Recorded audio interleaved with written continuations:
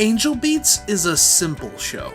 Whenever people die, God either reincarnates them, or they get sent to a Japanese high school where they deal with the trauma from their previous life in an attempt to earn the reincarnation that their past life regrets robbed from them. Our main characters are a group of Reddit atheists who are trying to fight God's plan for their reincarnation, and they do so by skipping class and putting on secret concerts.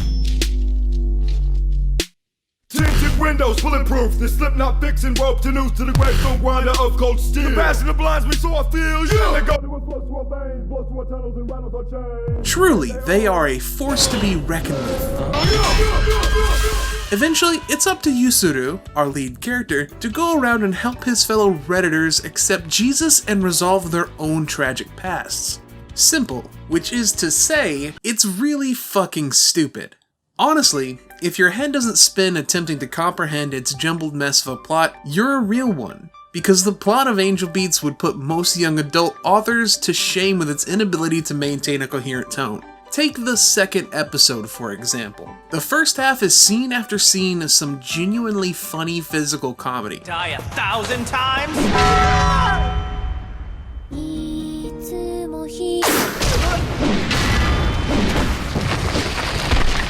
But once the characters are separated, we suddenly get Yuri's horrific backstory about a home invasion in which all three of her siblings were brutally murdered due to her inability to find anything in their house worth enough to get the robbers to leave.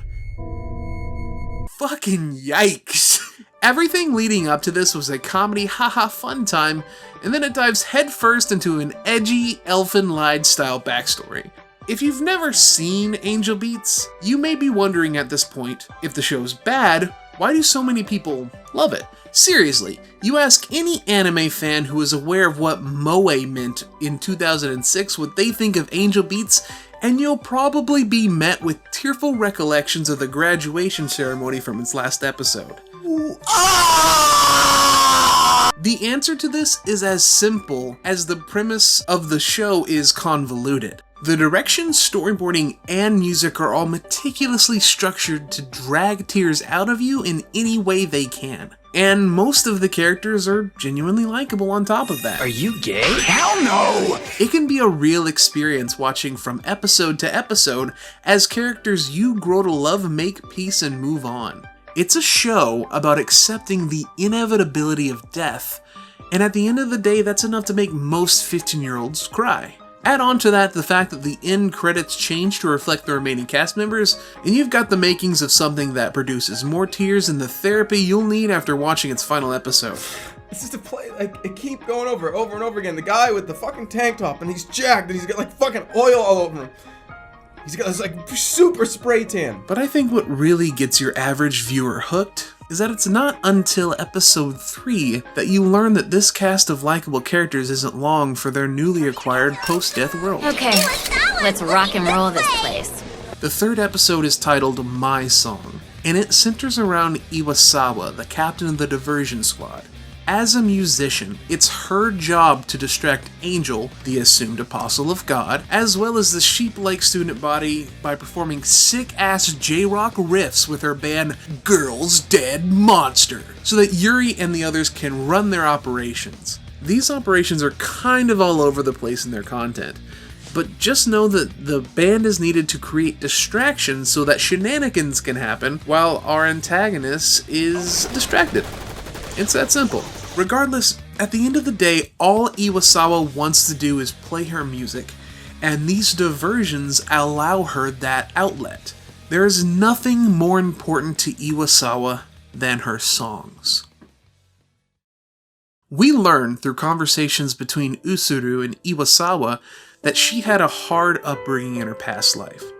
She grew up around parents who were always fighting one another, with an implication that alcoholism played a heavy part in these conflicts. Her only escape was her favorite band, Sad Machine.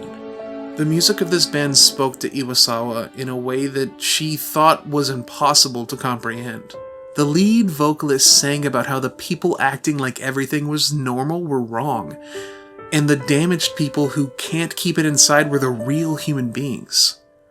This message spoke to her so strongly that she decided she needed to express herself through music.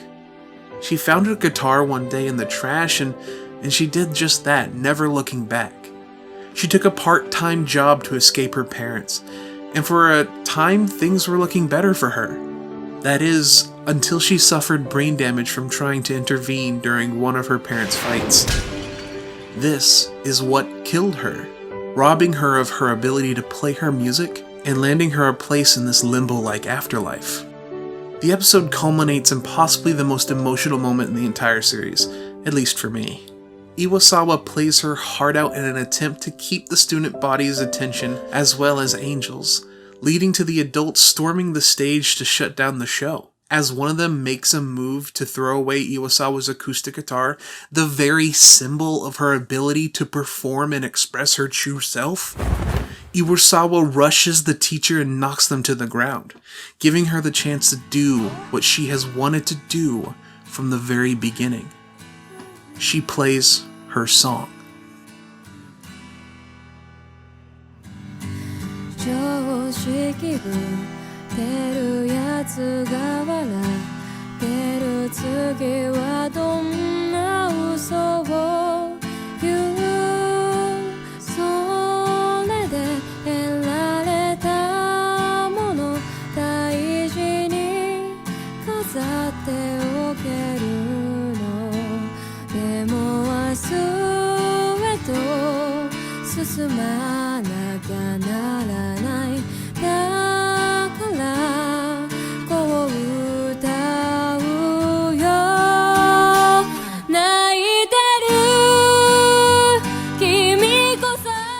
My Song is hauntingly beautiful.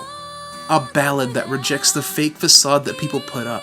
It's us, the people who can't hide their pain, who are the real human beings. We are correct in the way we feel. We are the genuine article. Our pain reminds us that we are alive, and by that virtue alone, it's a life worth living. We, the people who feel the pain of living in a world that doesn't understand us, band together and offer strength to one another.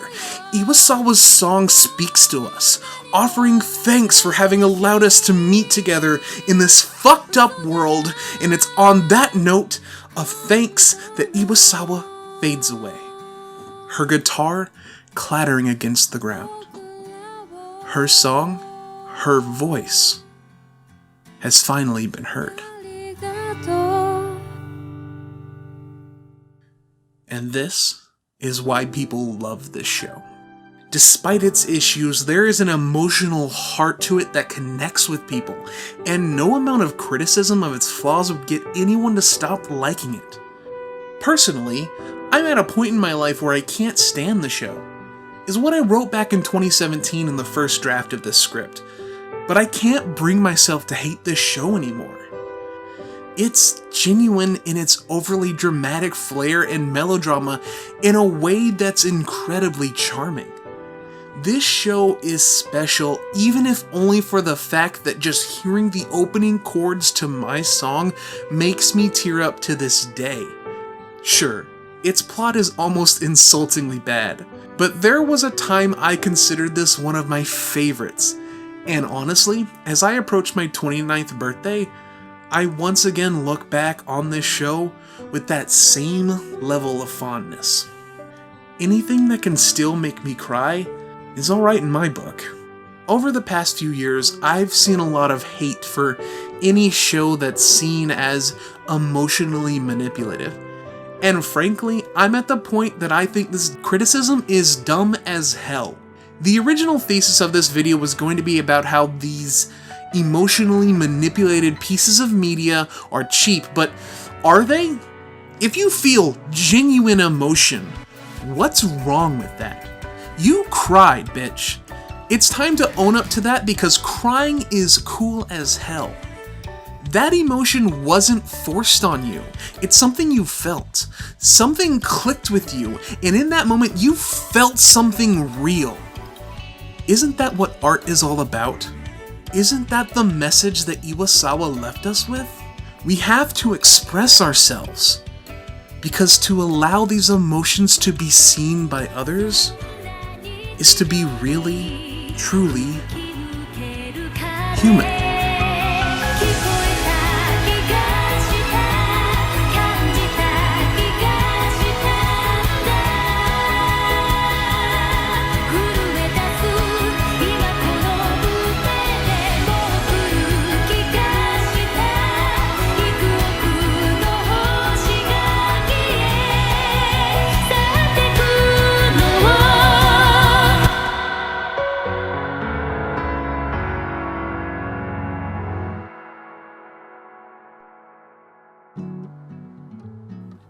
Hey everybody, I hope you liked the video. This video took me a long time to make if you consider the fact that I wrote it in 2017 originally. And between 2017 and now, I was such a completely different person that I had to rewrite this script to even make this video. And heck, even with the rewrites, which it's barely the same script after the rewrites, Jesus Christ. I don't know how anyone was subbed to me from my early videos. Like, I can't even go back and look at those things.